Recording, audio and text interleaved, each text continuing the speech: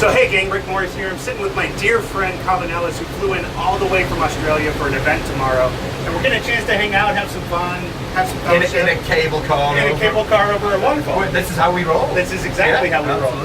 Actually, how we roll is we went, that looks fun. Yeah. Let's do that. Let's do that. So, as we're sitting here though, it brings up a lot of the discussion in our industry right now, waterfall versus agile. What are you thinking about as you see that waterfall over there? I'm thinking that looks pretty powerful. I'm thinking if you harness that in the right way, it could really, really work. Hydropower, you've got the power station here, that's what it did, and it turned the turbines and generated electricity, and I think, it is a good metaphor because Waterfall, when done well, really works. Yeah. But there is this movement, Waterfall bad, Agile good, but at the end of the day, Waterfall is a mechanism to doing big stuff in a particular way, and as we often talk about, it's a method. Yeah. Whereas Agile, as we talked about before, a lot of it's up here. It's mindset, it's the culture that we create so that we can be more flexible and take a few more risks and do things in a different way.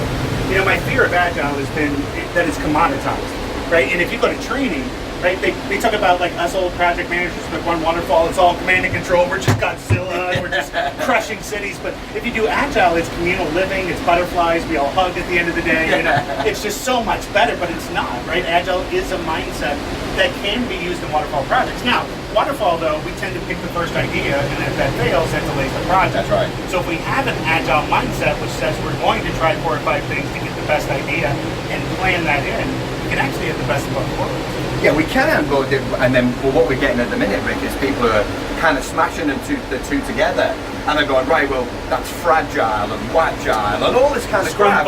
Scrumfall. Yeah. And that's really not the right. What we're looking to do is take the best of everything and say, well, what's the right way for us to approach this? Let's not make it about a prescribed anything.